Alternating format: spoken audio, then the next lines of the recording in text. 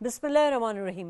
नाज़रीन, गुज़िश्ता रोज़ हिंदुस्तानी टाइम्स के मुताबिक मकबूजा कश्मीर के सयाहती मकाम पहलगाम में 3 बजे एक वाक़या पजीर होता है और जिसके में 26 सयाह जो हैं उन पर हमला करके उनको कत्ल कर दिया जाता है। और ये वाक़या जो है वो 3 बजे कोर्ट होता है और उसके बाद जो है ठीक 3:05 पर भारतीय मीडिया इसका तमाम इल्ज़ाम जो है वो पाकिस्तान पर आयद कर देता है।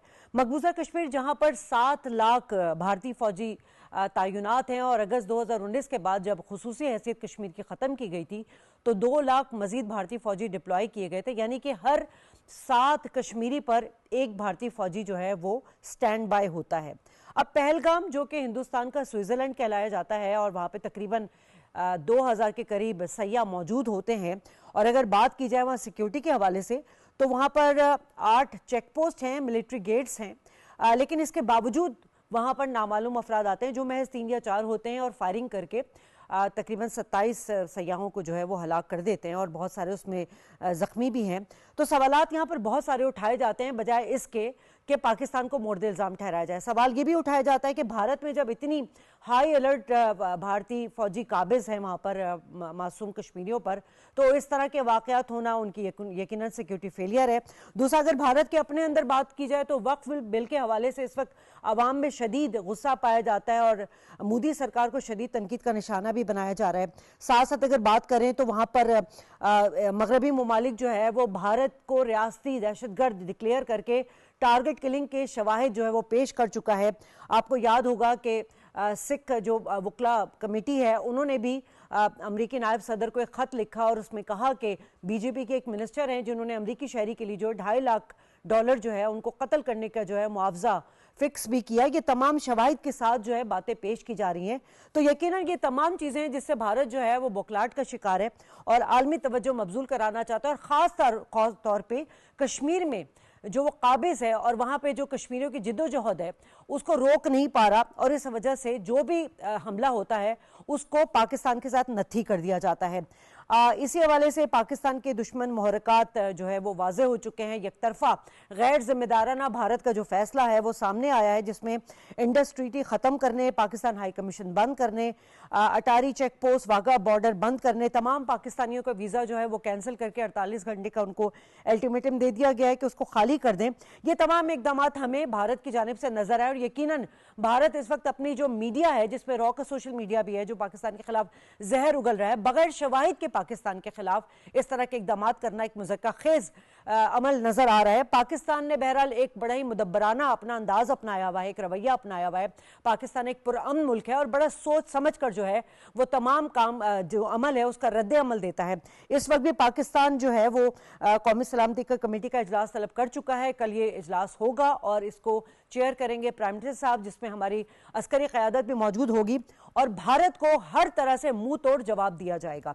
इसी पर बात करेंगे। मेरे साथ जो पैनल मौजूद है उनका तारुफ करा दूं। स्टूडियो में मौजूद हैं ख्वाजा मतीन हैं, हमारे साथ अब्दुल्ला खान साहब IR एक्सपर्ट मौजूद हैं। कुछ ही देर में हमें दीगर मेहमान भी ज्वाइन करेंगे। मतीन साहब, आपसे सवाल ले लेती हूँ। सर, हमेशा हमने ये देखा है कि भारत के जब भी दहशतगर्दी का वाक़या, अगर हम हिस्ट्री उठा के देख लें तो सबूत तो कोई पाकिस्तान के खिलाफ पेश नहीं किए जाते मगर इल्ज़ाम फ़ौरन लगाया जाता है। ये कितनी मुज़क्का खेज़ बात है कि 3 बजे अटैक होता है, 3:05 पर इसका इल्ज़ाम जो है वो पाकिस्तान पर लगा दिया जाता है। जी बहुत शुक्रिया। सबसे पहले मैं आपको ये बात बताना चाहूँगा कि ख़ुद ही मुल्ज़म, ख़ुद ही वकील, ख़ुद ही मुनसफ़, उन्होंने ख़ुद ही मदई।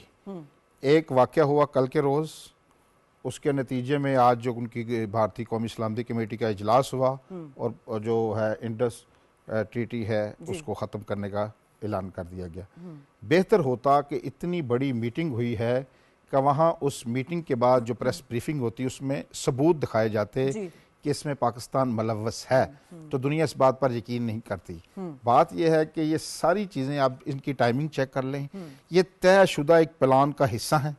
पहले उन्होंने ये वाक़या ये जो फॉल्स फ्लैग ऑपरेशन किया है खुद भारत ने, जैसे कि आपने खुद अर्ज किया है कि वहाँ इतनी सिक्योरिटी है और लाइन ऑफ कंट्रोल से 400 किलोमीटर दूर पहलगाम का इलाका है और वहाँ बड़ा रश होता है और बड़ी चेक पोस्टें हैं, तो वहाँ सिर्फ भारतीय सिक्योरिटी फोर्सेस के अलावा किसी शख्स को पर मारने की इजाजत नहीं है, उन्होंने ये खुद किया है और एक पूरी तारीख है। नहीं चलती है वहां पे, तो वो पैदल चलें या फिर आप खच्चर के, क्योंकि एक सियाती मुकाम है वहां पे, तो व्हीकल ही नहीं है। बिल्कुल। तो ये दहशत, ये जो आए कहां और गायब कहां हो गए, तो ये सारे शवाहिद इस बात को जाहिर करते हैं कि जैसे ही ये वाकया होता है, बगैर सबूत के पाकिस्तान के खिलाफ जो भारतीय मीडिया है वो प्रोपेगेंडा करता है, उसके बाद जो तयशुदा प्रोग्राम के तहत उनका कौमी सलामती कमेटी का इजलास होता है और जो सिंध तास मादा है वो खत्म करने का ऐलान कर दिया जाता है। इससे पहले देखिए, ये 1960 का ये एग्रीमेंट है, 1965 की जंग हुई,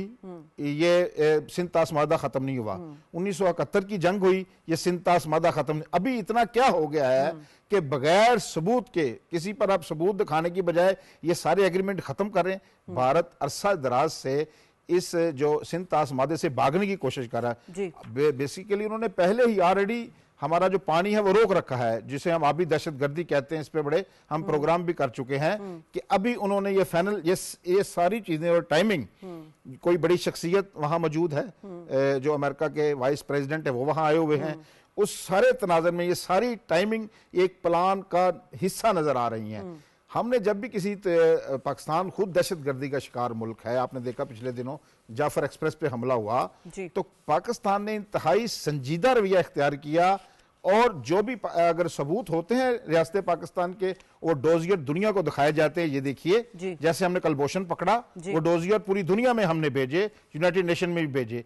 क्या भारत कभी संजीदा रवैया भी इख्तियार करेगा, या भारत का जो फासिस्ट मीडिया है उसके हाथों यरगमाल बनकर, अभी जंगी माहौल है जो इंडियन टीवी चैनल्स के ऊपर हम देख रहे हैं कि जंग जंग के नारे बुलंद हो रहे हैं। तो मैं ये बताता चलूं आपको कि ये भारत की, पहले भी इनके मीडिया ने इनको मरवाया था, जिसका अभिनंदन ने जो अपना पहला इंटरव्यू दिया था यहाँ पे, उसमें उसका इजहार किया था। अब भी मैं ये समझता हूं जैसे भारत ने यकतरफा तौर पर बगैर सबूत के ये पाकिस्तान पर जो पाबंदियां आयद कर दी हैं, सफारतकारों को बाहर निकाल दिया है, जो शहरी उनको निकालने का हुक्म दिया गया, तो मैं समझता हूं कल का जो कौमी सलामती कमेटी का इजलास है उसमें वाज़े और दो टोक मौक़िफ़ इंडिया को दिया जाएगा। ये ना समझे भारत, पहले भी उसने एक जारहियत का मुजाहरा करने की कोशिश की थी, तो फिर उनका तैयारे भी तबाह हुए थे और उनका पायलट भी पकड़ा गया था, फिर उसके लिए तरले मिन्नतें किए थे, फिर हमने वापस किया था। कल भी जो इजलास होने जा रहा है, मैं समझता हूं जो बगैर सबूतों के यकतरफा तौर पर भारत ने कार्रवाई की है, इसका कल के कौमी सलामती कमेटी के इजलास के बाद आप देखेगा भरपूर और मुंह तोड़ भारत को जवाब दिया जाएगा। ठीक है, तो अब्दुल्ला साहब, ये तो हमें तमाम चीजें वाजे हैं और रोजे अव्वल की तरह वाजे है। अगर तारीख भी उठा के देख ली जाए तो ऐसे बहुत सारे वाकयात हैं जिनके खुद अपने जो सहाफ़ी हैं उन्होंने जो है वो भारत का जो बेनकाब भी कर दिया। उनके अपने जो साबिक CBI ऑफिसर थे सतेश, उन्होंने किया। साथ साथ भारत में जो समझौता एक्सप्रेस के हवाले से मेजर रमेश जो हैं उनका किरदार सामने आया। ये तमाम चीज़ें हैं जिसके बाद भी हमने देखा है कि भारत बगैर सबूत के पाकिस्तान पर इल्ज़ाम रख रहा है। लेकिन पाकिस्तान का जो रद्द अमल है उसको आप किस तरह देख रहे हैं? कितने मुदब्बराना अंदाज में पाकिस्तान इसको रिएक्ट कर रहा है? बहुत शुक्रिया जी मुझे अपने शो में इनवाइट करने का। देखिए, ये पाकिस्तान और भारत का जब भी आप कंपैरेटिव एनालिसिस करेंगे तो आपको पाकिस्तानी कौम और पाकिस्तान की रियासत एक महज़ब और जिम्मेदार रियासत के तौर पे नजर आएगी। ये जो हमला हुआ है पहलगाम में, इस हमले को मैंने सारा दिन बड़ी तफसील के साथ इसको रिकंस्ट्रक्ट करने की कोशिश की है और हर जाविये से जब मैंने एनालिसिस किया है तो इसके सारे डंडे फाल्स फ्लैग ऑपरेशन की तरफ जा रहे हैं। अगर आप देखें बलूचिस्तान को देखें और वहां पे जो भारतीय स्पॉन्सर्ड टेररिस्ट हैं जैसे DLA और BLF है, बिल्कुल उसी तरह का ये कार्रवाई भी की गई है कि यहाँ पे भी गैर मुकामी लोगों की आइडेंटिफिकेशन की जाती है, उनको रोका जाता है और फिर बसों से उतार के उनको मार दिया जाता है। इसी तरह पहलगाम में भी उसी तर्ज का ऑपरेशन किया गया है। इस ऑपरेशन की आपने देखा हुर्रियत कॉन्फ्रेंस ने मजम्मत की, पाकिस्तान ने मरने वालों के साथ अफसोस का इजहार किया और एक बड़ा अहम चीज मैं समझता हूं कि आज और पाकिस्तान के तमाम मीडिया पर्सन को और पाकिस्तान के तमाम मीडिया को ये क्रेडिट जाता है कि बहुत जिम्मेदारी का सबूत दिया, किसी ने इस एक्ट की ग्लोरिफिकेशन नहीं की। लेकिन जब जाफर एक्सप्रेस पे हमला हुआ या बलूचिस्तान में जिस वक्त भी निहत्थे लोगों को मारा जाता है BLA और BLF की तरफ से, तो भारत में बाकायदा ग्लोरिफिकेशन होती है, उनका मीडिया उनको बहुत ज्यादा सेलिब्रेट करता है उनके हमलों को। लेकिन यहाँ पे पाकिस्तान ने एज ए रियासत, पाकिस्तान के शहरियों ने, पाकिस्तान के मीडिया ने एक बहुत ही जिम्मेदार किरदार अदा किया है। हम में से किसी ने इसकी ग्लोरिफिकेशन नहीं की। मैं जो ये बात करना चाहता हूं कि ये क्यों मुझे ये लगता है कि फास्ट फ्लैग ऑपरेशन है, जैसे आपने भी हाईलाइट किया कि इतना इलाका है, वहां पे कोई पुलिस वाला नहीं है, कोई फौजी नहीं है, उस जगह पे खास जहाँ पे हमला हुआ क्यों नहीं है। दूसरी बात, जो सबसे बड़ी बात यह है कि वहां के मकामी लोगों को बाकायदा मना कर दिया गया है कि आप लोगों ने मीडिया के लोगों से बात नहीं करनी। और एएफपी ने और एपी ने अनोनिमस सोर्सेज के साथ और लोगों का कहा है कि वो नाम ना जाहिर करने की शर्त पे उन्होंने बताया, मुकामी लोगों के ऊपर सख्त रिस्ट्रिक्शन है कि आप ना बताएं। तो दूसरी बात यह है कि कोई छोटा सा भी वाकया हो तो भारतीय फौज फौरी तौर पे गनशिप हेलीकॉप्टर लेके आ जाती है, लेकिन यहाँ पे गनशिप हेलीकॉप्टर भी नहीं, कोई ऑपरेशन नहीं हो रहा, वहां पे कोई सर्च ऑपरेशन उस तरह से नहीं हो रहा। क्या है कि सारे का सारा मलबा, जैसे आपने फरमाया कि 3-5 मिनट के अंदर अंदर उन्होंने पाकिस्तान के ऊपर ब्लेम फिक्स कर दिया और उनकी हुकूमत ने आके उस पर मोहर लगा दी। एक और बात बड़ी अहम ये है, इंडस वाटर ट्रीटी में ऐसी कोई शिक नहीं है जो किसी भी एक फरीक को यूनिलैटरली इससे विड्रॉ होने की इजाजत दे। तो इंडिया इससे अगर निकलता है तो that is an act of war, वो ये छोटी बात नहीं है। और इसमें गारंटर वर्ल्ड बैंक मौजूद है, इंडिया अपनी मर्जी से वहां से भाग ही नहीं सकता, और अगर वो भागेगा तो ये बहुत बड़ा जुर्म है इंटरनेशनल लॉ के हिसाब से भी, और this is equal to act of war. मेरा ख्याल है कि भारत पाकिस्तान पर जंग मुसल्लत करना चाहता है और उसके लिए जवाब ढूंढ रहा है, लेकिन आलमी बरादरी जो है ना वो देख रही है। देखिए, आपने एक इन्वेस्टिगेशन किए बगैर ब्लेम फिक्स कर दिया, और ब्लेम फिक्स करके आपने एक बहुत बड़ा काम ये कर दिया कि आपने दोनों मुल्कों से जो मिलिट्री एडवाइजर है उनको भी वापस बुला लिया।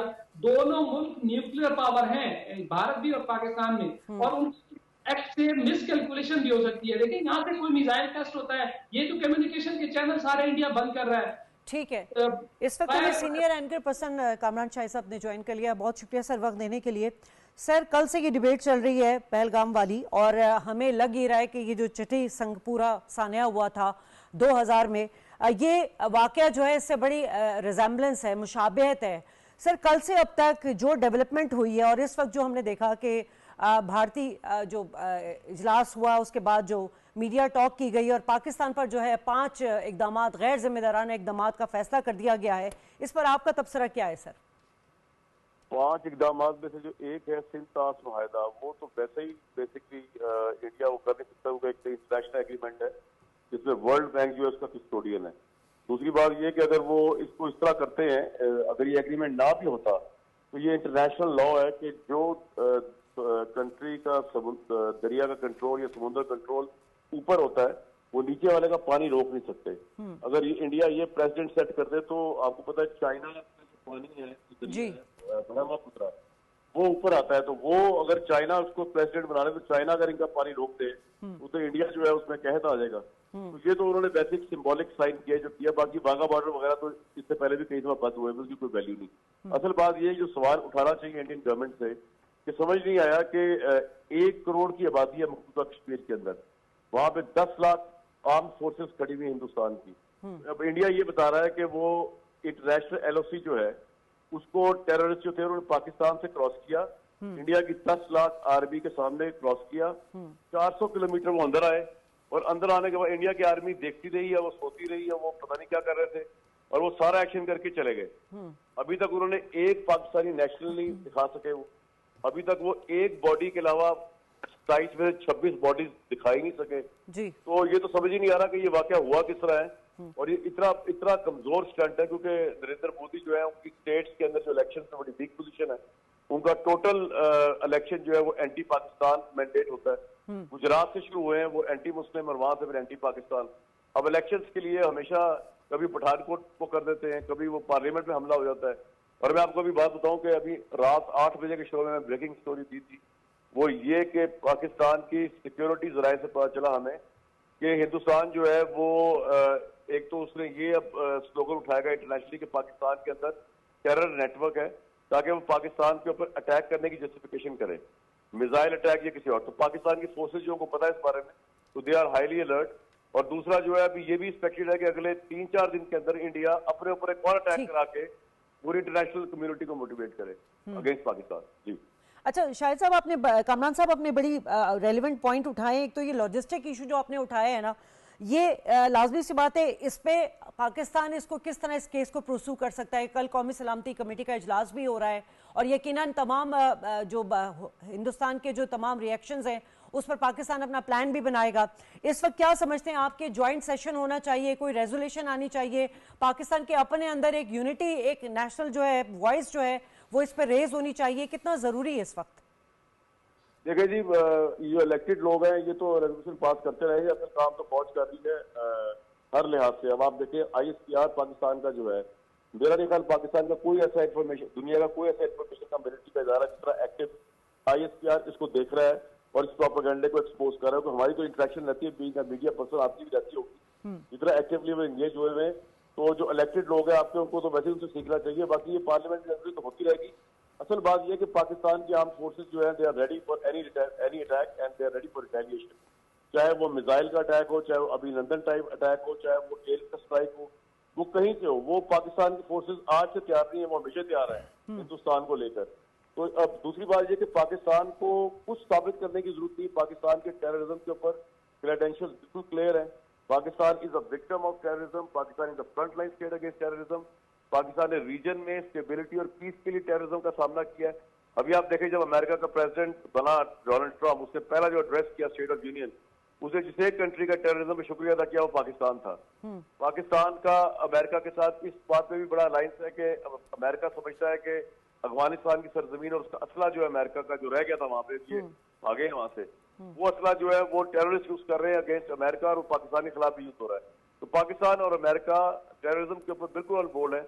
मुझे नहीं लगता कि इंडिया अपने ऊपर जितने भी, जैसे इंडिया ने ये अटैक अपने ऊपर किया, मजीद भी कितने अटैक कर ले, वो इंटरनेशनल कम्युनिटी को पाकिस्तान के खिलाफ टेररिज्म पे मैन्यूवर नहीं कर सकता, क्योंकि पाकिस्तान का बड़ा क्लियर ट्रैक रिकॉर्ड है कुर्बानियों का भी, आर्म फोर्सेस की और सिविलियंस की और पुलिस की और लॉ एनफोर्सिंग की। और पाकिस्तान ने जिस तरह ऐसी तैसी की है, वो अब रशिया की वॉर और सोवियत यूनियन की as a front line state अपना डिफेंस भी किया और रीजन को स्टेबिलिटी। तो पाकिस्तान को इस बारे में डिप्लोमेटिकली परेशान होने की जरूरत कोई नहीं है। वैसे भी चाइना मौजूद है, आपको पता है कि अगर यूएन में भी इंडिया जाए तो चाइना हमेशा वहां होता है पाकिस्तान को की हेल्प आउट करने के लिए। तो पाकिस्तान इस वक्त डिप्लोमेटिक ऑफेंसिव की तरफ जाए सर? पाकिस्तान देखें, इस वक्त तो बॉर्डर जो है ना वो बहुत वार्म कर दिया इंडिया ने। जो 5 इकदाम, एक तो अपने ऊपर अटैक करा है, ये भी उन्होंने खुद किया है, और ये इससे लगता है कि कोई बहुत बड़ी कॉन्स्पिरेसी है। वो चाहते हैं कि कोई लिमिटेड वॉर स्टार्ट की जाए, ताकि जो इंडिया के जो मिस्टर मोदी के की जो फॉल आउट हो रहा है उनकी पॉपुलैरिटी में, उसका ध्यान उस तरफ किया, डाइवर्ट किया जाए। अभी आपने देखा होगा कि जो राहुल गांधी और बड़ी कड़ी तनकीद की है मिस्टर मोदी के ऊपर, उनकी आर्म फोर्स, मैं तो ये कहता हूँ कि आर्मी चीफ जो इंडिया के, उनको रिजाइन कर देना चाहिए कि भाई 10 लाख फोर्स आपकी खड़ी की है, अगर ये वाकया सच्चा है तो आपको तो वैसे ही रिजाइन कर देना चाहिए कि 10 लाख फोर्स के साथ भी आप इन लोगों को रोक नहीं सके और साबित तो नहीं कर सके लेकिन रोक भी नहीं सके।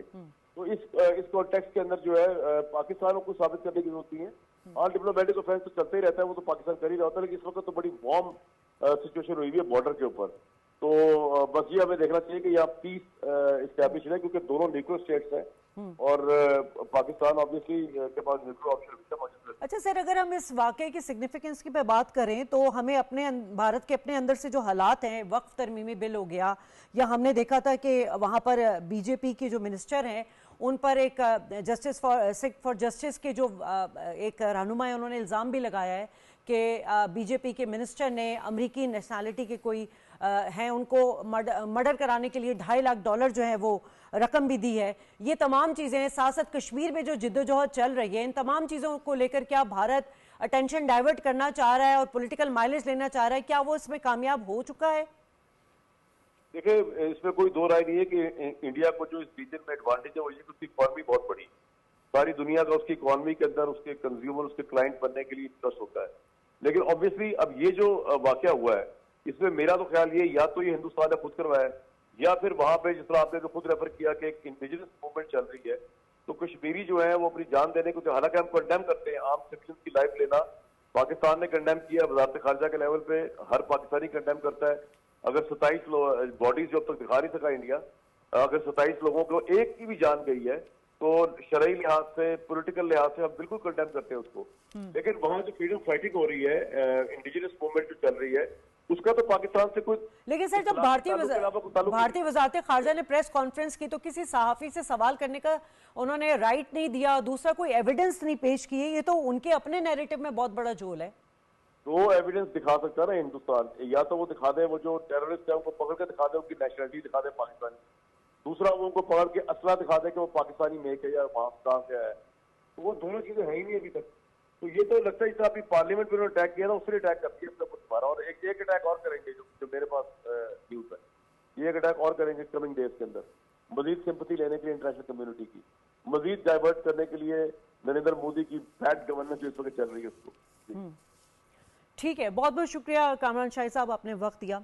मतीन साहब, यकीनन इस वक्त पाकिस्तान जो है मैं समझती हूँ कि जैसे मैंने पहले कहा कि इस वक्त पूरी कौम को एक होना चाहिए, और यकीनन जैसे हमने देखा मकबूजा कश्मीर में, श्रीनगर में बाकायदा वहाँ के जो अवाम है वो इसके ख़िलाफ़ एहतजाज भी कर रहे हैं और साथ साथ जो भारत का असली चेहरा है उसको एक्सपोज भी कर रहे हैं। इस वक्त सवाल ये पैदा होता है कि पाकिस्तान भी चाहता है कि पाकिस्तान एक होकर एक बयानिया इस वक्त लेकर जाए, जॉइंट सेशन हो और वहाँ पर जो है तमाम पार्टीज जो हैं इस पर एक रेजोल्यूशन लेकर आएँ। भारत को सख्त इस वक्त जो है ना जवाब देने की ज़रूरत है। अगर भारत किसी भी मोड में जा रहा है, अगर डिफेंसिव ऑफेंस की तरफ जा रहा है या डिप्लोमेटिक ऑफेंस की तरफ जा रहा है, तो हमें वहाँ पे उस लेवल पे जवाब देना चाहिए, या अगर सो कॉल्ड वो वॉर की हमें धमकी देता है तो हम में भी पूरी ताकत से उसको जवाब देने की ताकत है। ये तमाम चीज़ें आप किस तरह देख रहे हैं इसको? अच्छा, मैं आपको ये बताना चाहूँ, कामरान शाह साहब जो बात कर रहे हैं, मुझे लगता है कि अगर कोई एक तहरीक भी वहाँ चल रही है मकबूजा कश्मीर में, हो सकता है कि उन्होंने कश्मीरियों ने जिनको भारत ने 70 सालों से जिनका नातका बंद किया हुआ है, उन्होंने हमला किया। ये जो हमला है ना मैडम, मैं आपको बताऊं 100% मोदी सरकार का और इनका अमित शाह का प्लांटेड है। आप पूरी मुजाहिदीन कश्मीर की तारीख उठा कर देख लें, उनकी तारीख ये बताती है उन्होंने सिक्योरिटी फोर्सेस पर हमले किए हैं, कभी भी किसी सिविल शख्स पर हमला नहीं किया। और मैं आपको बताऊं कि ये जो सयाह हैं, अभी मार्च, अप्रैल, मई, जून, जुलाई तक ये 5 महीने हैं जिसमें जो मकामी कश्मीरियों का रोजगार सियाहत के साथ वाबस्ता है। कश्मीरी कभी भी नहीं चाहेंगे जो उनके रोजगार जिनके जरिए आ रहा है, जो टूरिस्ट आते हैं, उनको हमला करके उनको यहाँ से भगा दें। ये 100% एक प्लांटेड हमला है, इसमें कोई शक व शुबा नहीं है। यही वजह है कि आज पूरे मकबूजा कश्मीर के लोग सड़कों पर निकल के मोदी हुकूमत को निशाना बना रहे हैं, तनकीद का निशाना बना रहे हैं। उसकी वजह यह है कि उनका बटर एंड ब्रेड है वो, अगर वो उनकी सियाहत ही बर्बाद हो जाएगी। अगले महीने तो ठंड के होते हैं, वहां कोई आता नहीं, 5 माह वो काम करते हैं और 7 माह वो घर बैठ कर उन्हीं पैसों से गुजारा करते हैं। ये तो एक बात तय कर लें, 100% ये हमला प्लांटेड है और ये प्लान का हिस्सा है। ये रद्दअमल जो भी आया है 65 और 71 की जंग में, अभी आपने वो सिंतास मादा खत्म नहीं किया, आज अभी कुछ हुआ भी नहीं, 20 लोग मारे गए हैं, मासूम लोग हैं जिसकी मजम्मत करते हैं हम, आपने खुद मारे हैं, खुद मार कर, और आज ही रात आपने फैसला 2 टोक सुनाकर और वो आप इकदामात ले रहे हैं। कल जो इजलास होने जा रहा है मैडम, वो बड़ा एक अहम इजलास है जो कौमी सलामती कमेटी है, उस जिसमें गिलगित बल्तिस्तान, आज़ाद कश्मीर के वज़ीर आज़म समेत और जो 4 सूबाई वज़ीर आला हैं ये भी उनमें शरीक होते हैं, जिसमें मुसल्लह फ़ौज पाकिस्तान के लोग भी, अफसरान भी होते हैं, जर्नैल भी होते हैं और सदर भी, वज़ीर आज़म भी, तमाम लोग। एक बड़ा फोरम है। लेकिन जैसे कि आपने कहा है कि ऐसे मौके पर जब भारत ने खुद ही अपनी अदालत लगा एक ही दिन में ये सारे फैसले कर लिए हैं, एक भरपूर जुर्रतमंदाना रद्दअमल देने की जरूरत है, मैं समझता हूं। और जो 2 टोक अंदाज में देना चाहिए, कौमी सलामती कमेटी भी सुबह अपना रद्दअमल दे और बिल्कुल इस इशू पर एक जॉइंट सेशन होना चाहिए जिसमें तमाम पार्टियां, बल्कि मैं इससे बढ़कर कहता हूं जो ऐसी जमातें भी कई हैं जैसे जमात इस्लामी है और जमातें जिनकी पार्लियामेंट में नुमाइंदगी नहीं है लेकिन वो आवाम में अपना असर रसूख रखती हैं, जो पार्लियामेंट से बाहर हैं, अंदर हैं, एक ऑल पार्टीज कॉन्फ्रेंस बुलाई जाए या एक जॉइंट सेशन हो, एक पूरी कौम इस मौके पर, जैसे कि हमने अभी जो सियासी मुखालफतों की बुनियाद पर कई इसमें इतनी पॉलिटिकल पोलराइजेशन हो चुकी है कि हम डिवाइड हो चुके हैं, ये एक मौका है हम भारत को मुत्तहिद होकर, कोई भी सियासी जमात के लोग हैं वो सब इकट्ठे होकर भारत को एक मुंह तोड़ जो अभी सफारती या ये जवाब है ये देना चाहिए, ये हमारा फरीजा भी है।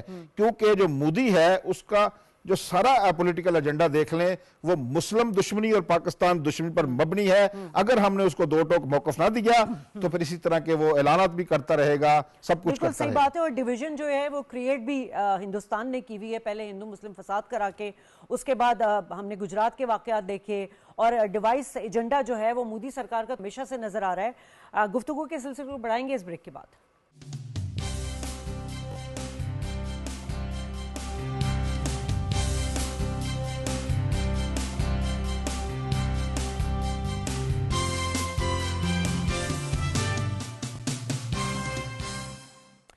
वेलकम बैक नाज़रीन। और पहलगाम वाक़या है, उस पर हमने देखा कि मोदी सरकार की बौखलाहट सामने आई, कारनामे सामने आए हैं, बेबुनियाद इल्ज़ामात सामने आए, बग़ैर सबूत के पाकिस्तान पर 5 मिनट बाद इस वाक़े के इल्ज़ाम लगा देना और आज जो है वो गैर ज़िम्मेदारी का मज़ीद सबूत देकर 5 इक़दामात का फ़ैसला ले लेना। लेकिन पाकिस्तान जो है वो हमेशा से, चाहे वो मीडिया हो, चाहे वो पाकिस्तानी अवाम हो, चाहे वो पाकिस्तान की सरकार हो, चाहे वो हमारी अफ़वाज पाकिस्तान इस्टेब्लिशमेंट हो, बड़े ही मुदब्बराना अंदाज में तहकीक के साथ बड़ा ही अच्छा रद्द-ए-अमल पेश करती है। और हम भी जो आज आप प्रोग्राम कर रहे हैं बड़े दलाइल के साथ बात कर रहे हैं कि भाई अगर आपके पास ऐसे कोई सबूत थे तो इतनी बड़ी प्रेस कॉन्फ्रेंस की आप लोगों ने, भारतीय वज़ीर ख़ारजा, भारतीय वज़ारत ख़ारजा ने, अगर वहाँ पे तो अपने सबूत पेश करते। ऐसे बेबुनियाद इल्ज़ामात लगाकर यकीनन आप अपने फ्लॉज को, अपनी कोताहियों को, अपनी सिक्योरिटी फेलर को छुपाने की कोशिश कर रहे हैं। गुफ्तगू के सिलसिले को बढ़ा रही हूँ। Major general retired Zahid Mahmood साहब ने हमें ज्वाइन कर लिया, बहुत शुक्रिया सर वक्त देने के लिए।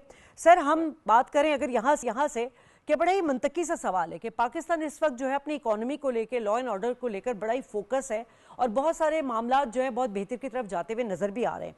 अगर हम अपने बॉर्डर्स की बात करें तो यकीनन मगरबी बॉर्डर को हम चाह रहे हैं कि वो स्टेबल हो जाए। अफगानिस्तान के साथ हमारे बातचीत चल रहे हैं। जाफर एक्सप्रेस का वाकया होता है, हम बड़े ही सबूत के साथ हमने अफगानिस्तान को एक सबूत पेश किया और बताया कि जी आपकी सरजमीन यहाँ से इस्तेमाल हो रही है, आप इसको एड्रेस करें। लेकिन भारत का हमेशा से वतीरा रहा है कि वो पाकिस्तान पर अपने कोताहियों को छुपाने के लिए जो है वो इल्ज़ाम तराशी करता है। इस वक्त इस तमाम सूरत हाल को किस तरह देख रहे हैं आप? जी देखिए शाजिया, बड़ी अफसोसनाक सूरत हाल है। देखिए भारत जो है इस वक्त एक जो हाथी जैसे बदमस्त हाथी होता है उस तरह एक बिहेव कर रहा है इस रीजन में। उसकी 4 वजूहात है जी। एक तो वो डोमेस्टिक पॉलिटिक्स, उसकी बिहार में अभी इलेक्शन होने हैं और जब भी पॉलिटिकल वो नीचे जाते हैं, यही हाल जिस तरह नेतन्याहू का है, उनकी लिक्विड पार्टी के या उनके जो पॉलिटिकल वीकनेसेस हैं इनसाइड इजराइल, वो भी वॉर में अपना स्केप बोर्ड ढूंढ रहे हैं। यहाँ इंटरनली मोदी को अपनी एक पॉपुलैरिटी उनकी खत्म हो रही है, कम हो रही है। ये सोच रहे थे कि हम शायद 400 से ज्यादा का क्रॉस करेंगे, लेकिन इलेक्शन में उनको कोएलिशन बनानी पड़ी। तो एक तो उसको एड्रेस कर रहे हैं। दूसरा देखिए, उन्होंने हाइब्रिड वॉर ऑलरेडी पाकिस्तान के खिलाफ शुरू की है और ट्रांसनेशनल जो टेररिज्म है, चाहे वो निजर सिंह का मर्डर हो कनाडा में या गुरवंत सिंह का प्लानिंग फॉर मर्डर हो, हायर फॉर मर्डर के केसेस हो अमेरिका में, तो वहां पर भी ट्रांसनेशनल एक इंस्ट्रूमेंट पॉलिसी के तौर पर वो टेररिज्म को यूज कर रहे हैं। और उनका चेहरा बेनकाब हो रहा था। दुनिया अब उनको समझ रही थी कि भारत अब वो पुरअमन भारत नहीं है, इनके अपने अज़ाइम है। और उसके बाद फिर रीजन में इसको जो खफत हो रही थी, जैसे कि अभी बांग्लादेश में जो सूरत हाल थी, उसके बाद तो उनको बहुत डिसअपॉइंटमेंट हो रही थी। तो अब इन सारी चीजों को जो हाइब्रिड पाकिस्तान के खिलाफ हो रही है, जो ट्रांसनेशनल इनका चेहरा सामने आ रहा था, जो डोमेस्टिक पॉलिटिक्स इनकी वीक हो रही थी, तो इन सबको एड्रेस करने के लिए इसने बेस्ट एनवायरनमेंट का फायदा उठाया। They have created an environment. America को उन्होंने कहा कि जब चाइना को अगर आपने मुझसे चेकमेट करवाना है या उसको चैलेंज करवाना है, तो मुझे फिर साथ साथ पाकिस्तान का हिसाब भी थोड़ा सा बराबर करना पड़ेगा जी। इसको भी cut to size and reduce करना पड़ेगा। जेडी वेंस का यहाँ पर आना, और अब ये कोशिश यही इनकी होगी कि यूनाइटेड स्टेट्स इनको इसमें साथ दे, अगर साथ ही दे सकता है तो अप्रूवल दे, और अगर अप्रूवल के साथ साथ हमें रोके मत। तो वो उसको जब एक उसको चाहिए, वो चाहता है कि इसके पाकिस्तान के अगेंस्ट अपने ऑब्जेक्टिव्स को पूरे किए जाए, which is objectives are very clear. Capitulation of policy है पाकिस्तान की कि पाकिस्तान कश्मीर से हट जाए, पाकिस्तान न्यूक्लियर अपना जो है उससे उस प्रोग्राम से न्यूक्लियर से वापस चला जाए। तो ये दोनों चीजें नहीं होने वाली, क्योंकि पाकिस्तान कश्मीर के बगैर मुकम्मल नहीं है, और यही हमारा पॉलिटिकल एजेंडा और यही तो एक झगड़ा है। This is the only conflict, और ये इशू नहीं है, कॉन्फ्लिक्ट हमारा इंडिया के साथ और उसका सामने मुजाहिरा हो रहा है। उसको इन चीजों को, इन ऑब्जेक्टिव्स को हासिल करने के लिए उसने ये पूरा ड्रामा रचाया है, लेकिन इस ड्रामे को लिखने के लिए जो स्याही इस्तेमाल की है उसने अपने ही लोगों के खून की स्याही इस्तेमाल की है इस ड्रामे को लिखने का। तो ये बड़ी बदनसीबी है भारत की आवाम की भी कि उनके ऊपर एक जुनूनी हुकूमत कायम हो गई है। ठीक है। अच्छा सर, अभी इस वक्त जो डिबेट चल रही है, एक तो उन्होंने जो 5 अमल उठाने का फैसला किया उसमें एक उन्होंने सिंध तास मुआहदे को कहा है कि हम बंद कर देंगे। अच्छा, मुख्तलिफ जंगें हुई हैं या सियासी कशीदगी भारत के साथ हुई है, मगर ये जो एग्रीमेंट है, ये ट्रीटी जो है वो ख़त्म नहीं हो सकी। लेकिन अगर बिलफर्ज अव्वल तो हिंदुस्तान ऐसा करने का जवाज़ नहीं रखता है, ये बैनुल अक़वामी खिलाफ वर्जी होगी, लेकिन बिलफर्ज अगर कर भी लेता है, इस अमल को कायम भी कर लेता है, नए तर्ज अमल को, तो पाकिस्तान चूँकि ज़ेरी मुल्क है और भारत ऊपर का मुल्क है, अगर ये कर लेता है तो भारत के खिलाफ भी ये चीज़ें, ये एग्जाम्पल जो है वो इस्तेमाल की जा सकती है। चीन इसको इस्तेमाल कर सकता है, दरियाए ब्रह्मपुत्रा जो है जिसमें चीन ऊपर है और भारत नीचे है, तो ये तो इसके अपने खिलाफ इस्तेमाल हो जाएगी। कर सकता है, ये इतनी हिम्मत रखता है भारत?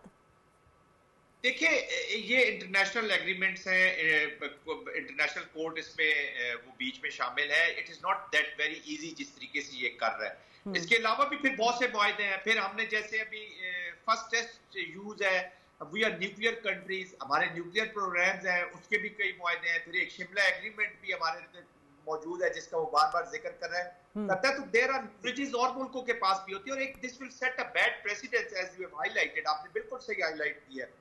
तो उस प्रेसिडेंस को जब आप सेट करेंगे तो ये फिर आपके ऊपर भी अप्लाई होगा और दुनिया के ऊपर फिर अप्लाई होना शुरू हो जाएगा। तो it is not that very easy. However वो देखिए, इस वक्त मैंने आपको बताया ना, वो इस वक्त घुमंड में है, एक अपने घुमंड में है। उसको जब अभी होश आएगी, जब ये चीजें वल्नरेबल होंगी, क्योंकि ये देखे ना, ये पहला इंसिडेंट तो है नहीं जो पाकिस्तान इस तरीके से ट्रीट किया जा रहा है। समझौता एक्सप्रेस देख ले, पुलवामा देख ले, फिर क्लिंटन के विजिट के दौरान जो सिखों का मर्डर हुआ सिंहपुरा में, उसको आप देख लें।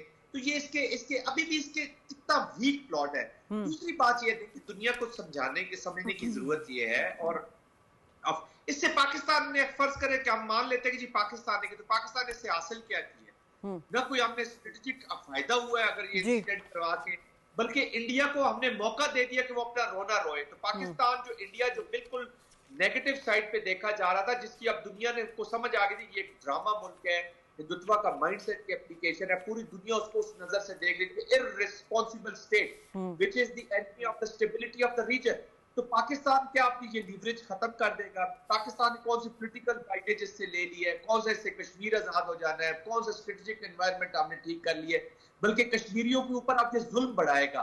तो इससे हासिल पाकिस्तान को तो कुछ नहीं होता। इसका सिर्फ फायदा इस इवेंट का हुआ है तो वो मोदी साहब को हुआ है, उसको टेसेट अप्रूवल्स मिलेगी, कश्मीर में क्रैकडाउन करेगा, लोगों को मारेगा। तो ये दिस इज अब्सर्ड, ये जो इल्जाम लगाया गया, पाकिस्तान का इसमें कोई किसी किस्म का कोई फायदा नहीं। तो सर, आप यही कहना चाह रहे हैं ये फॉल्स फ्लैग ऑपरेशन के लिए जो है ये एक हथकंडा इस्तेमाल किया गया है। लेकिन सर, अभी हुर्रियत कॉन्फ्रेंस से भी बात की कि इसमें चूंकि हम अगर बात करें पहलगाम की, तो यकीनन जिस तरह वो टूरिस्ट जगह है, वहाँ पे 2000 के करीब टूरिस्ट हैं, वहाँ पे डिप्लॉयमेंट इंडियन फोर्सेस की बहुत ज़्यादा है, वहाँ पर चेक पोस्ट हैं, मिलिट्री गेट्स हैं वहाँ पर, और सबसे बड़ी बात है कि वो जो इलाका है वो वहाँ पे व्हीकल मूवमेंट नहीं है, गाड़ियों की आमदोरफ्त नहीं है। वहाँ पे या तो पैदल सफ़र किया जाता है या फिर वहाँ पे खच्चर वगैरह का इस्तेमाल किया जाता है। अब सवाल ये पैदा होता है कि ये नामालूम अफराद आए कहाँ से और चले कहाँ गए। 3 बजे वाक़या होता है, 3:05 में पाकिस्तान पर इल्ज़ाम लग जाता है, लेकिन 12 घंटे तक ये पता नहीं है कि ये नामालूम अफराद सो कॉल्ड दहशतगर्द गए कहाँ। ये भारतीय अफवाज की कितनी बड़ी फेलियर है ये? कि देखिए, ये फेलियर तो है, ये इंटेलिजेंस फेलियर है अगर ये वाकई जेन्युइनली हुआ। आपने बिल्कुल सही हाईलाइट किया ना, पता चल रहा है कि लाशें किधर गई हैं, वो जो टेररिस्ट दिखाए जा रहे हैं, जो लोग दिखाए जा रहे हैं, जो मरे हुए, उन पे खून के धब्बे भी नहीं। मेरे ख्याल में उनको किसी ने ताना दिया तो वो मर गया, उनको हार्ट अटैक हो गया, तो वो उधर लाशों के साथ बैठे हुए हैं। कि देखिए, ये प्लान एग्जीक्यूटेड एक ड्रामा था जिसको उन्होंने किया है। और देखिए, जहां पे भी हमने टेररिज्म पाकिस्तान में देखते हैं जी, हम मिलिट्री में रहे हैं, हमने बहुत टेररिस्ट एक्ट्स देखे हैं जहाँ पे टेररिज्म होता है, या जहाँ पे जो ये मुकाबला होता है, या जो फायर होता है, या किसी को मारा जाता है, वहां के इलाके की उसकी शक्ल ही बदल के रह जाती है जी। वहां पे जो तहस नहस होती है चीजें। और उसके बाद देखे, पाकिस्तान ने अब जैसे इंकर्जन्स का इन्होंने क्लेम किया था, जब ये 1 कौवा और 2 दरख्त मारने आए थे, गिराने आए थे, तो पाकिस्तान पूरे इंटरनेशनल मीडिया को ओपन ऑफर की थी कि आप आ जाए, और वहां पे पहुंच गए थे। ये मीडिया को पहले बंद करते हैं, वहां किसी को जाने की इजाजत नहीं है कि वो, क्योंकि उन्हें पता है कि हम कोई ना कोई ये हमेशा सबूत छोड़ ही जाते हैं जी। मूवीज तो अच्छी बना लेते हैं, लेकिन वो कहते हैं ना, कोई ना कोई नक्श जो चोर होता है वो अपने छोड़ जाता है। तो दिस इज मतलब मोरालिटी का हालत उनकी ये है कि अपने मुसलमानों के खिलाफ, अपने हिंदुस्तानियों के खिलाफ, दलित क्रिश्चियंस के खिलाफ इनके एक्शंस हो रहे हैं। This is highly new mindset है हिंदुत्व का जिसका एप्लीकेशन हुई है। This is not a regular mental government जिसकी रेगुलर थॉट हो जी, जो ऑर्डर लाना चाहती हो रीजन में, जो ऑर्डर लाने चाहती हो वर्ल्ड में। ये वर्ल्ड को डिसऑर्डरली देखना चाहते हैं, ये रीजन को इनस्टेबल देखना चाहते हैं और परस्यू करना चाहते हैं अपनी हिंदुत्व, एक्सट्रीमिस्ट जो हिंदुत्व है उसको परस्यू करना चाहते हैं। ये का भी मैं कहता हूं कि ये हिंदुस्तान है, इसके इकोनॉमिक कास्ट है, तो ये अभी वॉर की मॉन्गरिंग कर रहा है, एक माहौल बना रहा है और इसका टारगेट पाकिस्तान की मिलिट्री है। उसको पता है कि पाकिस्तान की अफवाज और अवाम में जो दराड़ हमने डालने की पहले भी कोशिश की और करेंगे, लेकिन इसको पता नहीं है कि इंडिया एक ऐसा पॉइंट है जिसके ऊपर पूरी कौम यूनाइटेड है। किसी को किसी किस्म का कोई शक नहीं होना चाहिए कि हमारे इंटरनल हालात की वजह से वो इनका पूरा फायदा उठा लेगा। कोई ऐसी बात नहीं है। India is one point where we all are united और इंशाल्लाह इसकी मैनिफेस्टेशन देखेंगे। जिन्होंने बरसना होता है शाजिया, वो उनको गरजने की इतनी जरूरत होती है। मैं बख्शी की तरह तो अपना प्रोग्राम करने से रहा आपका, तो मैं जो मिलिट्री एप्लीकेशन है वो इंशाल्लाह people will see कि कैसे एप्लीकेशन होती है। आपने सही कहा सर, जो गरजते हैं वो बरसते नहीं। भारत का भी हाल यही है, लेकिन अब सवाल यहाँ ये कि अगर ये डिमांड किया जाए, पाकिस्तान ये करता है, मुख्तलिफ फोरम्स पर करता भी आ रहा है पहले भी, चाहे वो मकबूजा कश्मीर में हमारे निहत्ते कश्मीरियों पर जो जुल्म सितम ढाया जा रहा है कि भाई गैर जानिबदाराना बैनुल अक़वामी इंक्वायरी कराई जाए। इंटरनेशनल मीडिया को तो वो एक्सेस नहीं देता। क्या मोदी सरकार इस पर तहकीकात कराएगी? पाकिस्तान इसको किस तरह प्रेशराइज करेगा? देखिए शाजिया, हम जब इसको एक चीज को मान ही नहीं रहे कि एक चीज इवेंट हुआ है, ये क्राफ्टेड इवेंट्स हैं, दीज आर नॉट ऑर्डिनरी। ये कासस ब्लाय कराए जाते हैं। नहीं, लेकिन कश्मीरियों की डिमांड तो है ना सर, ये मकबूजा कश्मीर में जो कश्मीरी हमारे बहन भाई उनकी डिमांड है, जो हुर्रियत कॉन्फ्रेंस है उनकी डिमांड है ये।